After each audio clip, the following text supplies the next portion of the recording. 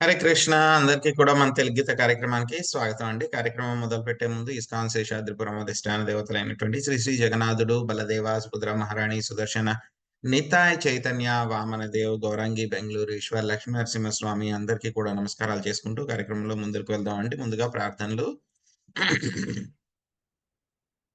ఓం అజ్ఞానతిమిరాంధస్య జ్ఞానాంజనాశలాకయా చక్షురున్మిళితం యేన తస్మై శ్రీగురవే నమః.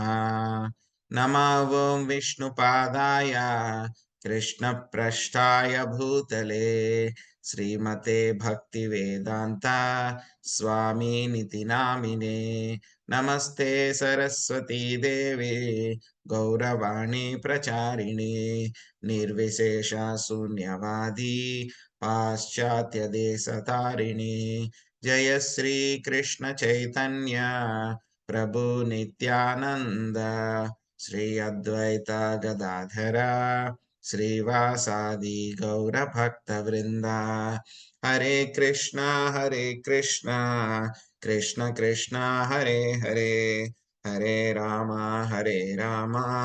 రామ రామ హరే హరే.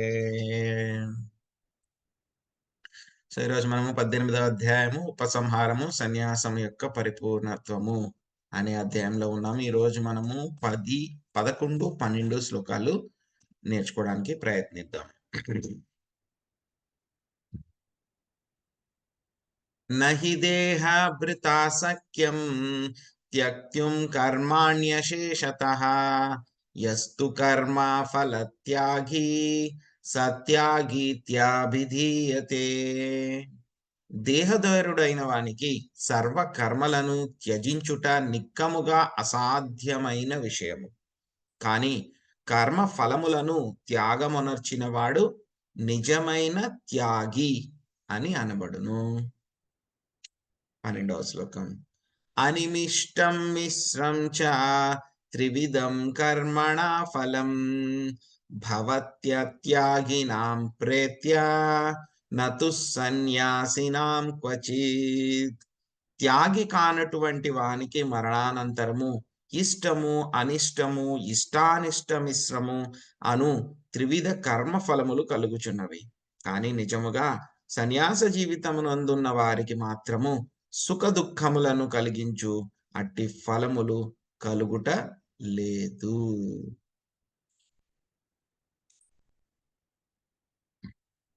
హరే కృష్ణ. సో మనం ఈ యొక్క అధ్యాయం పేరు సన్యాసం యొక్క పరిపూర్ణత్వము అనేటువంటి ఈ యొక్క అధ్యాయం మనం నేర్చుకుంటున్నాము. సో ఈరోజు కూడా స్వామి చాలా చక్కగా మనకి యొక్క సన్యాసము, అదేవిధంగా త్యాగము, ఎటువంటి త్యాగము గొప్పది అనేటువంటి విషయాలు మనకి చెప్తున్నారనమాట. సో మనం ఇంతకు ముందు శ్లోకాల్లో మనం చూసాం. మనం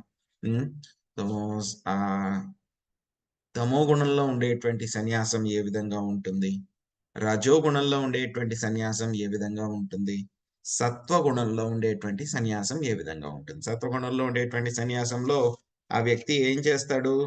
సో చెయ్యవలసినటువంటి పనులు ఏవైతే ఉన్నాయో ఆ పనులన్నీ కూడా చెయ్యాలి కాబట్టి, స్వధర్మము కాబట్టి వాటిని చేస్తారు. ఇంకా భౌతిక కల్మషాలు ఏమి అంటుకోకుండా చేస్తారు. ఇంకా మూడవది ఫలాసక్తి లేకుండా చేస్తారు. తర్వాత మళ్ళీ స్వామి ఏం చెప్పారు? తెలివిగా కర్మలు చేసేటువంటి వ్యక్తి అన్నమాట. సో తెలివిగా త్యాగం చేసేటువంటి వ్యక్తి, నిజమైన త్యాగం చేసేటువంటి వ్యక్తి ఎలా ఉంటాడు అని అంటే కనుక అతను సత్వగుణంలో కర్మలన్నీ కూడా చేస్తారు.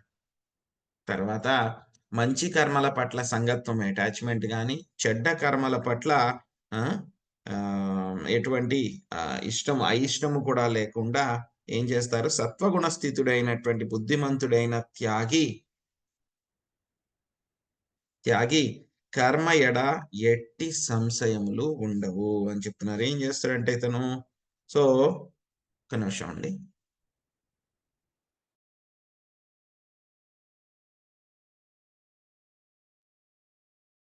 సో ఇటువంటి తెలివిగా కర్మలు త్యాగం చేసేటువంటి వ్యక్తి ఎలా ఉంటారని చెప్పేసి మనం 10వ శ్లోకంలో నేర్చుకున్నాం. సో సత్వగుణంలో పనులు చేస్తూ ఉంటాడు అతను. సో ఏదైతే కనుక మంచి పని చెడ్డ పని అలాంటిది ఏమీ లేకుండా చెడ్డ పనుల పట్ల దానికి హేట్ అంటే గనక దాని పట్ల ఇష్టం కూడా లేకుండా మంచి పనుల పట్ల బంధంతోటి లేకుండా ఏం చేస్తూ ఉంటాడు? ఈ యొక్క పనులన్నీ సరైనటువంటి సమయంలో, సరైనటువంటి ప్రదేశంలో, సరైనటువంటి విధంగా ఈ యొక్క పనులన్నీ కూడా చేసేటువంటి వాడు.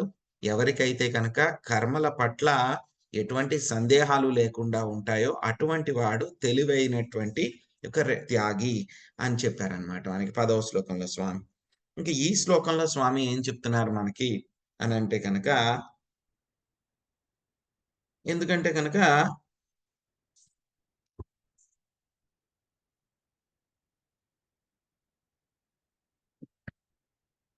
దేహదారుడైన వానికి సర్వకర్మలను త్యజించుట నిక్కముగా అసాధ్యమైన విషయము. ఎవరికైనా సరే కర్మలు పూర్తిగా మానేయడం అనేటువంటిది జరిగే పని కాదు. కానీ కర్మఫల త్యాగమునర్చిన వాడు మాత్రము నిజమైన త్యాగి అని అనబడును అని చెప్తున్నారనమాట మనకి. సో, నిజమైనటువంటి త్యాగము అనంటే కనుక ఏమిటి అంటే కనుక, మనకి ఏవైతే కనుక బాధ్యతలుంటాయో, అవన్నీ కూడా మనము ఎటువంటి ఫలాపేక్ష లేకుండా, వాటి పట్ల ఎటువంటి బంధము లేకుండా, మనము ఏవైతే కనుక మన ధర్మాలు ఆధ్యాత్మికంగా చేయవలసినటువంటి ధర్మాలు ఏవైతే ఉంటాయో, అవన్నీ కూడా చేయడమే నిజమైనటువంటి త్యాగము అని మనకి చెప్పబడుతుందనమాట. సో, ప్రభుపాద్ గారు ఉన్నప్పుడు ఎలా ఉండేవారంటే గనక అప్పట్లో చాలా మంది తక్కువ ఫాలోవర్స్ ఉండేవారనమాట. సో, మన ఇస్కాన్ కార్యక్రమాలు, అదే విధంగా సండే ఫీస్ట్ ప్రోగ్రామ్ కూడా చేయడానికి చాలా తక్కువ మంది ఉండేవారనమాట. ప్రభుపాద్ గారికి ఇలాగా అప్పుడు ఇంకా అంత పెద్దగా డెవలప్ అవ్వలేదు కాబట్టి డొనేషన్స్ కూడా ఏమి వచ్చేవి కాదు. ప్రభుపాద్ గారు చాలా హంబుల్‌గా ఆ మ్యాచ్‌లెస్ గిఫ్ట్ అనేటువంటి ఒక చిన్న షాప్‌లో మొత్తం ప్రభుపాద్ గారు ఈ కార్యక్రమం అంతా కూడా నడిపిస్తూ ఉండేవారు. ఇది నడిపిస్తూ ఉండడానికి మరి డబ్బులు కావాలి గదా! అప్పట్లో ఏంటంటే గనక బయట ఉండేటువంటి వాళ్ళు కాదు. ఎవరైనా సరే ప్రభుపాద్ గారితో జాయిన్ అయిపోయి ఆయనతో పాటే ఉండేవారు. మరందరూ తినడానికి ప్రసాదము, అదే విధంగా ఆ స్టోర్ ఫ్రంట్ కోసం రెంట్ కట్టడానికి అంతా కూడా డబ్బులుండేవి కాదు. అప్పుడు కొంతమంది ఏం చేసేవారంటే గనక భక్తులు బయట రకరకాలైనటువంటి ఉద్యోగాలు చేసేవారనమాట. కార్ డ్రైవర్ కింద, లేకపోతే వేరే వేరే ఫ్యాక్టరీల్లో అన్ని చోట్ల కూడా వాళ్ళు ఉద్యోగాలు చేసేవాళ్ళు. ఉద్యోగాలు చేసి వాళ్ళు సాలరీ వస్తుంది గదా! అక్కడైతే గనక వీక్లీ సాలరీ వస్తుంది అమెరికాలో అయితే గనక. వచ్చినటువంటి డబ్బులు ఒక్క రూపాయి కూడా వాళ్ళు మిగిల్చుకోకుండా మొత్తం అంతా కూడా ప్రభుపాద్ గారికి ఇచ్చేసేవారన్నమాట. మన సంస్థ కోసం నడపండి అని ప్రభుపాద్ గారికి ఇచ్చేసేవారు. మొత్తం అంతా కూడా. ఒక్క రూపాయి కూడా ఉంచుకునేవాళ్ళు కాదు వాళ్ళు వెనక్కి. సో, ఏమనేవారు ప్రభుపాద్ గారితో పాటు వాళ్ళు ఉండేవారు. ప్రభుపాద్ గారు ఏదైతే గనక ఆ టెంపుల్‌లో ప్రసాదం అది ఏదైతే ఉంటుందో వాటిని తీసుకునేవాళ్ళు. ఆ కార్యక్రమాలు ఏవైతే ఉంటాయో టెంపుల్ ప్రోగ్రామ్స్ ఏవైతే ఉంటాయో వాటిలో వాళ్ళు పాల్గొనేవాళ్ళనమాట. సో, ఆ విధంగా వాళ్ళు పని చేస్తూ ఉన్నారు వాళ్ళు. వాళ్ళు పని చేశారు బయటికి వెళ్లి. కానీ ఏం చేశారు? ఆ పని చేయడం వల్ల వచ్చేటువంటి జీతం ఏదైతే ఉందో, ఫలం ఏదైతే ఉందో దాన్ని ఏం చేశారు? మొత్తం అంతా కూడా కృష్ణుడికి ఇచ్చేశారు వాళ్ళు. వాళ్ళు మొత్తం అంతా కూడా కృష్ణుడికి ఇచ్చేశారంట వాళ్ళు. సో, ఈ విధంగా మనము కర్మఫల త్యాగము అంటే గనక ఇది అన్నమాట. కృష్ణుడి కోసమే పని చేయడము, ఆ వచ్చినటువంటి ఫలాలు ఏవైతే ఉన్నాయో, ప్రతిఫలం ఏదైతే ఉందో దాన్ని మొత్తము కృష్ణుడి కోసము, కృష్ణుడి సేవ కోసము, కృష్ణుడి యొక్క భక్తుల యొక్క సేవ కోసము, కృష్ణ మందిరం కోసము, మన హరికృష్ణ ఉద్యమాన్ని ముందుకు నడిపించడం కోసము, వాళ్ళు ఎలాగైతే కనుక స్టార్టింగ్‌లో భక్తులు ఏవైతే కనుక 100% ఏమీ ఉంచుకునేవాళ్ళు గాదు. మొత్తం అంతా కూడా ప్రభుపాద్ గారికి ఇచ్చేసేవాళ్ళు. ఇటువంటి ఏదైతే కనుక త్యాగం ఉంటుందో, అదే నిజమైనటువంటి త్యాగము. అంతేగాని నేను పని చేయకుండా కూర్చుంటాను. నేనే పని చేయను. ఖాళీగా కూర్చుంటాను నేను. పని చేయటం మూలంగానే కదా!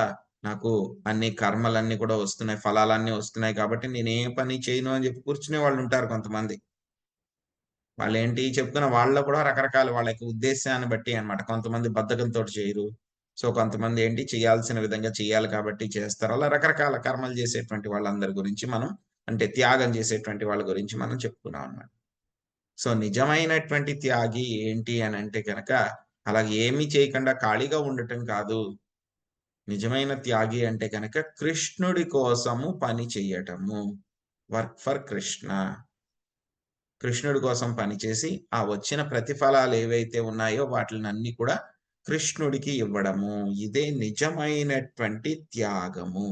ఎందుకు నిజమైనటువంటి త్యాగము అంటే గనక, శరీరం ఉన్నటువంటి వాడికి మొత్తం కర్మల్ని వదిలిపెట్టడం అనేటువంటిది చాలా కష్టము.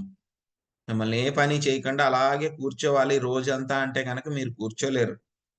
ఒకరోజు కూర్చోగలుగుతారేమో, రెండో రోజు మీకు బోర్ కొట్టేస్తుంది, చిరాకొచ్చేస్తుంది. ఏదో ఒక పని చేయాలనిపిస్తుంది.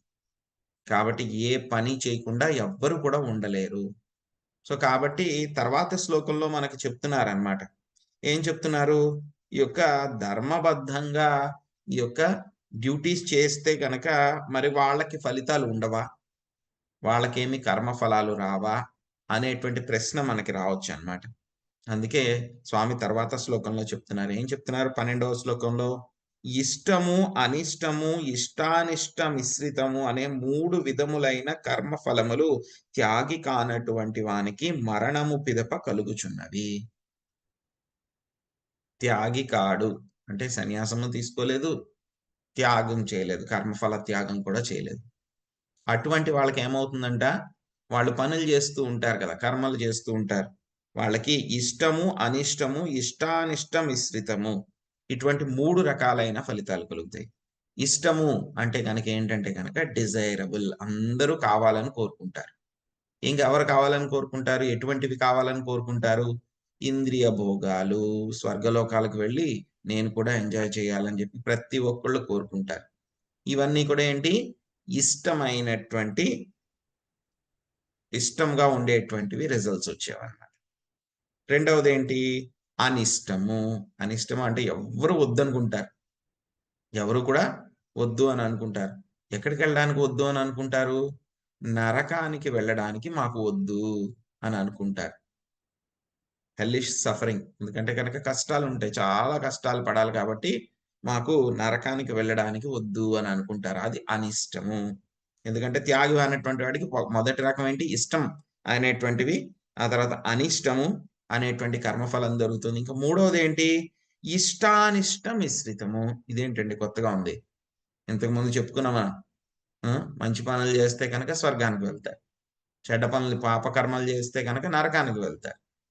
మరి ఇష్టానిష్ట మిశ్రితం ఏమిటి? ఇదేంటి అంటే గనక కొత్తది. ఇది మానవ శరీరము. మానవ శరీరము మనకి ఈ యొక్క భూమండలంలో భూమి మీద మనం పుట్టడం అన్నమాట. మానవ శరీరం అన్నమాట. ఏమిటి ఈ యొక్క శరీరంలోను? మనకి కొంత ఎంజాయ్‌మెంట్ ఉంటుంది. కొంత సఫరింగ్ కూడా ఉంటుంది. మనం చేసుకున్నటువంటి కర్మలను బట్టి ప్రపోర్షనేట్‌గా ఎక్కువ పుణ్యఫలాలు చేస్తే గనక ఏమవుతుంది? బాగా ఎక్కువ ఎంజాయ్‌మెంట్ వస్తుంది. కొంచెం సఫరింగ్ ఉంటుంది. బాగా పాపాలు చేస్తే గనక ఏమవుతుంది? ఎక్కువ సఫరింగ్ ఉంటుంది. ఏమవుతుంది? ఎంజాయ్‌మెంట్ తక్కువుంటుందనమాట. సో, ఎవరైతే కనుక త్యాగము చెయ్యరో వాళ్ళకి ఈ 3 రకాలైన ఫలితాలు కూడా కలుగుతూ ఉన్నాయన్నమాట. మరి త్యాగం చేసినటువంటి వాళ్ళ యొక్క పరిస్థితి ఏమిటి? త్యాగము చేసినటువంటి వాళ్ళ యొక్క పరిస్థితి ఏమిటి? ఎందుకంటే గనక ఈ యొక్క నిజమైనటువంటి త్యాగి సన్యాసం తీసుకున్న అతను ఇక సన్యాసము, త్యాగము చేయడము, కర్మఫల త్యాగం చేయడము ఈ 2 కూడా తేడా ఏమీ లేదు. 2 కూడా ఒకటే. సన్యాసం అంటే గనక మొత్తం అన్నీ కూడా వదిలిపెట్టేయడం. వదిలిపెట్టి కర్మలేమి చేయకపోవడం. కానీ మనం ఇంతకుముందు ఈ అధ్యాయంలోనే తెలుసుకున్నాం. సన్యాసి అయినటువంటి వాడు కూడా ఏం చేయాలి? కొన్ని కర్మలు తప్పకుండా నిత్య కర్మలనేటువంటివి సన్యాసి వదిలిపెట్టడానికి వీల్లేదు. అవి సన్యాసి కూడా చేయాల్సిందే. ఆ విధంగా చేయడము. రెండవది ఆ యొక్క నిష్కామ కర్మయోగము, కర్మఫల త్యాగము చేయటము. ఆ యొక్క కర్మఫల త్యాగం చేయడము 2 కూడా ఒకటే. సినానిమస్. 2 కూడా ఒకటే అని చెప్పి చెప్పబడతాయన్నమాట. ఎందుకు ఒకటే అని చెప్పబడతాయి? మరి వీడు కూడా కర్మలు చేస్తున్నాడు. మరెందుకు రావట్లేదు వీడికి కర్మఫలాలు అంటే గనక, అక్కడ కృష్ణుడి కోసము పని చేస్తున్నారు. అదే విధంగా కృష్ణుడికి సంబంధించినటువంటి జ్ఞానముతోటి సో, వాళ్ళు పని చేస్తున్నారు కాబట్టి, వాళ్ళ యొక్క కర్మ ఫలితాలు ఏమీ ఉండవు. అటువంటి వాళ్ళకి ఈ యొక్క భౌతిక ప్రపంచంలో ఆనందించాల్సినటువంటి కర్మ ఉండదు. కష్టపడి బాధపడాల్సిన కర్మ కూడా ఉండదు. ఎప్పుడైతే కనుక మన యొక్క కర్మ ఫలితాలు ఎంజాయ్‌మెంట్ చేయాల్సినటువంటివి జీరో అయిపోవాలి. సఫరింగ్ అంటే బాధలు పడాల్సినవి కూడా జీరో అయిపోవాలి. 2 జీరో అయిపోతేనే మనకి భౌతిక ప్రపంచం నుంచి ముక్తి కలుగుతుందన్నమాట. సో, కాబట్టి సన్యాసము అన్నా సరే, త్యాగ అన్నా సరే 2 కూడా సినానిమస్ అన్నమాట. సో, కాబట్టి మనకి కృష్ణుడు ఏం చెప్తున్నారు మనకి? యొక్క కర్మలన్నీ కూడా కృష్ణుడి కోసం చేయమంటున్నారు. ఇదే విషయాన్ని మనకి 3వ అధ్యాయం స్టార్టింగ్‌లోనే చెప్పేశారు స్వామి 9వ శ్లోకంలో.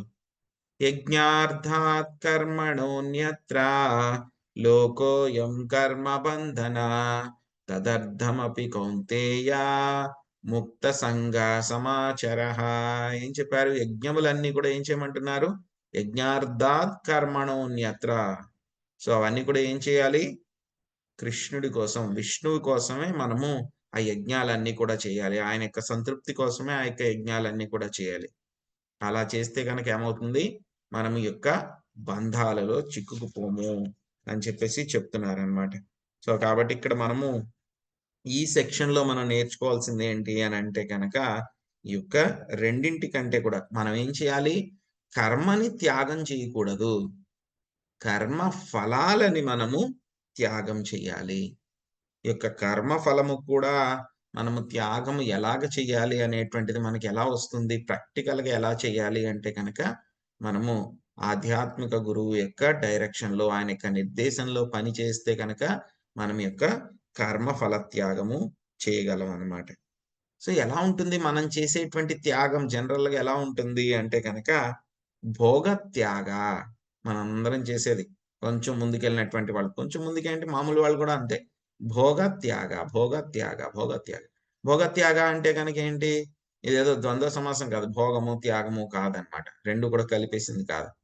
ఎలా ఉంటుంది అంటే గనక ఈ యొక్క భోగత్యాగ అంటే గనక ఏంటంటే, ఒక వ్యక్తి ఉన్నాడనుకోండి సాఫ్ట్‌వేర్ కంపెనీల వాళ్ళు గాని, లేకపోతే బిజినెస్ వాళ్ళు గాని, వాళ్ళు ఏం చేస్తారు? 5 రోజులు, 5 రోజులు వాళ్ళేం జేస్తారు? పొద్దున్న 9 గంటల దగ్గర నుంచి రాత్రి 10, 11 గంటల దాకా వాళ్ళు పని జేస్తూనే ఉంటారు 5 రోజులు. పని చేస్తూనే ఉంటారు. పని జేస్తూనే ఉంటారు. ఉగ్రకర్మ అన్నమాట. 12, 1 గంట దాకా కూడా పనులు జేస్తారు. నిద్ర గూడా పోరు. తిండి కూడా సరిగ్గా తినరు. అదంతా కూడా చేసిన తర్వాత ఏమవుతుంది వాళ్ళకి? ఇంకా బాగా కష్టపడిపోయాం మేము. హ్మ్. బాగా కష్టపడిపోయాం. మా వల్ల కావట్లేదు అని జెప్పేసి వాళ్ళకనిపిస్తూ ఉందన్నమాట. అప్పుడు వాళ్ళేం జేస్తారు, మాకిదసలు వద్దే వద్దు, ఈ జాబే వద్దు, ఏం వద్దు, మేమేం చేయమని జెప్పేసి వాళ్ళేం జేస్తారు, ఎక్కడైనా బయటికి వెళ్ళిపోతారు. వీకెండ్స్‌లో అన్నమాట. శనివారం, ఆదివారం బయటికెళ్ళిపోయి, ఏదో ప్రదేశాలకు వెళ్ళిపోయి ఎంజాయ్‌మెంట్, సిన్‌ఫుల్ ఎంజాయ్‌మెంట్ ఉన్న ప్రదేశాలకు వెళ్ళిపోయి, అక్కడ రకరకాల సిన్‌ఫుల్ యాక్టివిటీస్ అన్నీ కూడా వాళ్ళు చేస్తూ ఉంటారు. మందు తాగడం, పడుకోవడం, మాంసభక్షణ చేయడం ఇవన్నీ గూడా చేస్తూ ఉంటారన్నమాట వాళ్ళక్కడికి వెళ్ళిపోయి.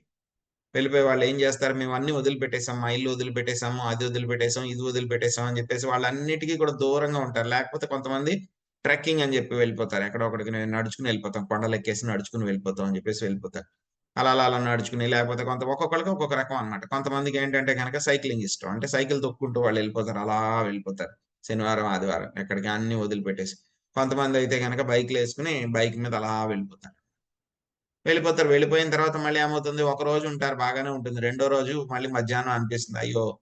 చాల్లే త్యాగం చేసింది. మళ్ళీ మనం వెనక్కెళ్ళిపోదాం అని జెప్పేసి మళ్ళీ వెనక్కొచ్చేస్తారనమాట. ఎలా ఉంటుందంటే గనక మనకి గడియారాలుండేవి ఇదివరకు పాత రకం గడియారాలనమాట. దాంట్లో కింద ఒకటి పెండులమ్ ఉండేదనమాట. ఇలా ఉంటుందది పెండులమ్. సో, ఏమవుతుంది ఆ పెండులము ఒకసారి ఇలా వెళ్తుంది. మళ్ళీ ఒకసారి ఇలా వస్తుంది. ఇలాగ. అది కొట్టుకుంటూనే ఉంటుంది. పాత గడియారాలు. ఇప్పుడు గడియారాల్లో కాదు. హ్మ్. ఒకసారి ఇలా వెళ్తుంది. ఒకసారి ఇలా వెళ్తుంది. ఇలాగ అది తిరుగుతూనే ఉంటుంది టైమంతా కూడా. ఒక సెకండ్‌కి ఒకసారి ఇలాగ వెళ్తూనే ఉంటుంది. సో, ఇలాగ ఒక సైడ్ వెళ్ళేది ఏంటది? భోగం. అంటే ఎంజాయ్‌మెంట్ చేయడం. ఎంజాయ్‌మెంట్ చేసిన తర్వాత మళ్ళీ వద్దు మాకు ఎంజాయ్‌మెంట్ వద్దు అని చెప్పి మళ్ళీ త్యాగం చేస్తారు. త్యాగం గూడా మళ్ళీ కొన్నాళ్ళు చేస్తారు. అమ్మో! త్యాగం మా వల్ల కావట్లేదు. మళ్ళీ మధ్యలోకొచ్చేస్తారు. మళ్ళీ భోగం. మళ్ళీ ఇలా వెళ్తారు. మళ్ళీ ఇలా వెళ్లి మళ్ళీ ఇక్కడ భోగం చేస్తారు. భోగం చేసి మళ్ళీ వెనక్కొచ్చేస్తారు. మళ్ళీ త్యాగం. మాకియన్నీ వద్దు. మళ్ళీ త్యాగం. సో, ఇలాగా భోగాత్యాగ, భోగాత్యాగ, భోగాత్యాగ. ఇటువంటి వాళ్ళు ఈ యొక్క భోగత్యాగం చేయటం మూలంగా ఎటువంటి ఉపయోగం కూడా లేదు. సో, మనం చేసేటువంటి త్యాగం ఆ విధమైనటువంటి త్యాగం మనం చేయాల్సిన అవసరం లేదు. మనం ఎలా ఉండాలి? భక్తులనేటువంటి వాళ్ళు స్టడీగా ఉండాలి. మధ్యలో ఉండాలి. ఏంటి? భోగము కాదు, త్యాగము కాదు. ఏం చేయాలి మనం మధ్యలో? మనం పని చేస్తూ ఉంటాము. కానీ కృష్ణుడి కోసమే పని చేస్తాము. ఆ కృష్ణుడికి వచ్చినటువంటి ఫలితాలు, కర్మఫలాలు ఏవైతే ఉన్నాయో అవన్నీ కూడా కృష్ణుడికే ఇస్తాము. అది మన యొక్క చెప్తున్నారనమాట. మనకి కృష్ణ భగవానుడు, శ్రీకృష్ణ భగవానుడు అదే చెప్పారు. మన గురువులు కూడా మనకి అదే చెప్తున్నారనమాట. సో దీనికి మనము అనుగుణంగా ఏంటంటే కనుక ఒక చిన్న నరోత్తమ్ దాస్ ఠాకూర్ చెప్పినటువంటి ఒక చిన్న భజన చేసుకోవడానికి మనము ప్రయత్నం చేద్దాము. ఒక్క నిమిషం ప్రెజెంటేషన్ చేస్తాను ఒక్కసారి.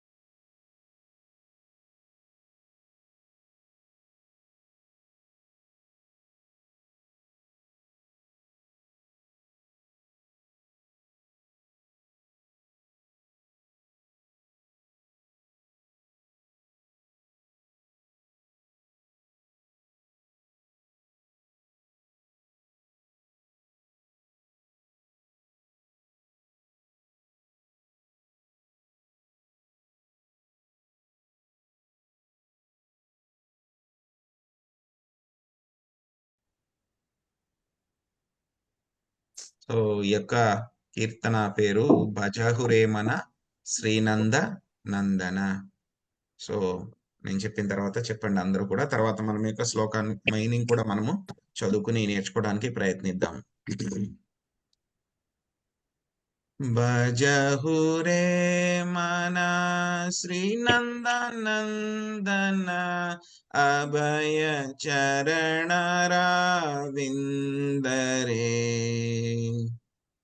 భజహురే మన అభయ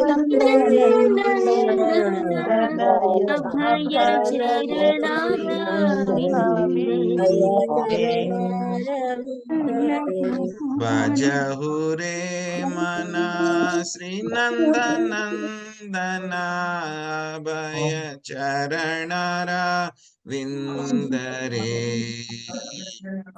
భజహురే మన అభయ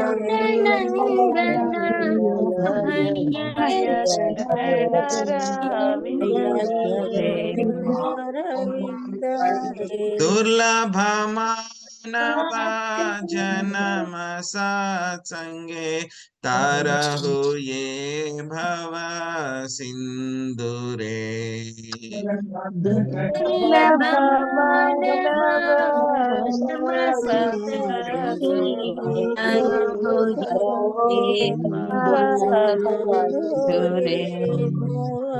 భజహురే మన శ్రీనందనందన అభయ చరణరవిందరే. భజహురే మన అభయ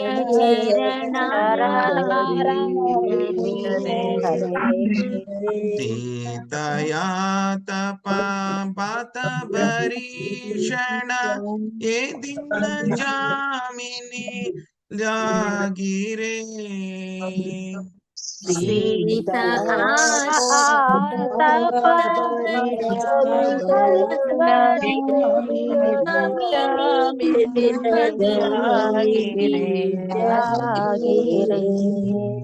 విఫలే సేవినో కృపణ దురజన చపల సుకల బాలగిరే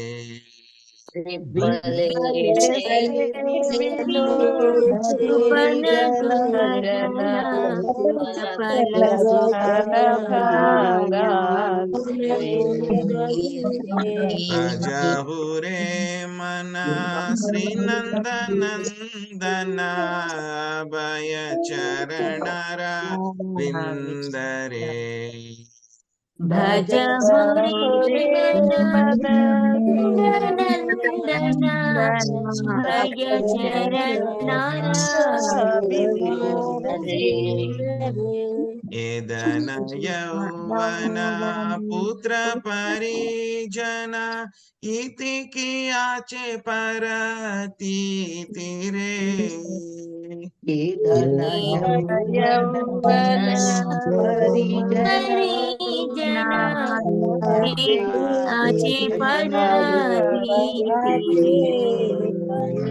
కమల దళ జల జీవన టలమల భజహు హరి పద నీతిరే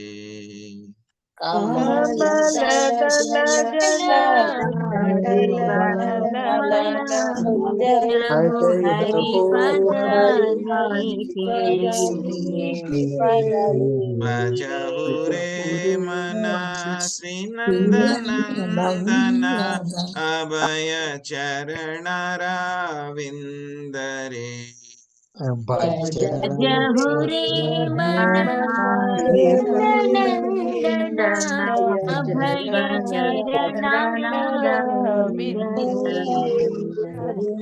శ్రవణ కీర్తన స్మరణ వందన పాద సేవన దాస్యరే అవన్నీ ముట్టుకోకూడదు.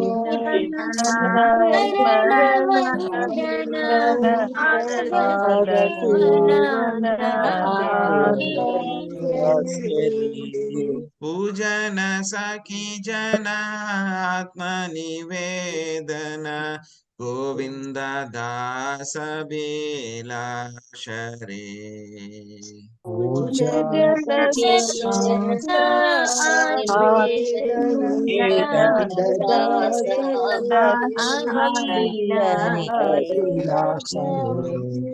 భజహురే మన శ్రీనందనందన భయ చరణర విందరే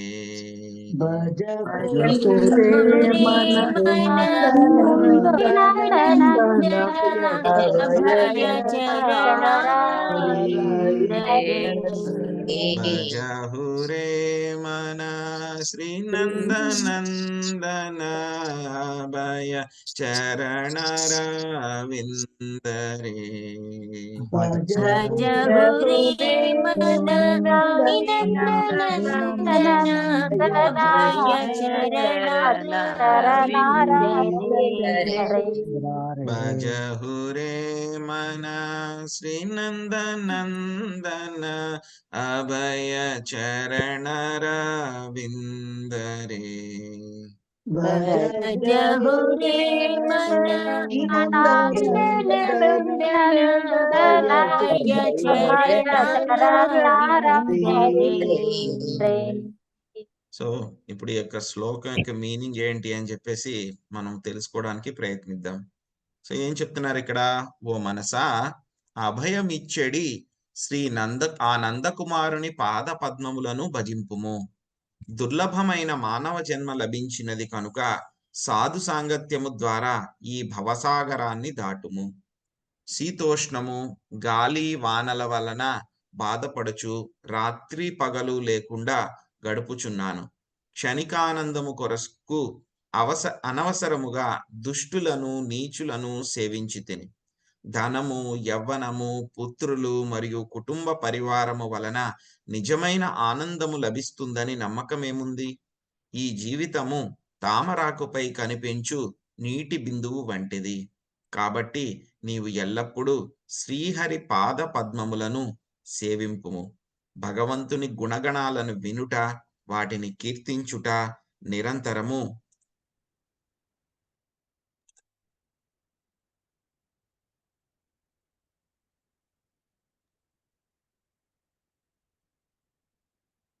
స్మరించుట, స్తుతించుట, భగవంతుని పాదసేవ చేయుట, ఒక దాసునిగా భగవంతుని సేవించుట, పుష్పాలు మరియు దీపాలతో భగవంతుని అర్చించుట, స్నేహము చేయుట మరియు భగవంతునికి ఆత్మ సమర్పణ చేసుకొనుట అను నవవిధ భక్తి మార్గాలలో నెలకొనాలన్నదే ఈ గోవిందదాసుని అభిలాష. ప్రభుజీ సో ఒకసారి ఇది ఫస్ట్ నుంచి స్క్రీన్ పెట్టదా ఒకసారి?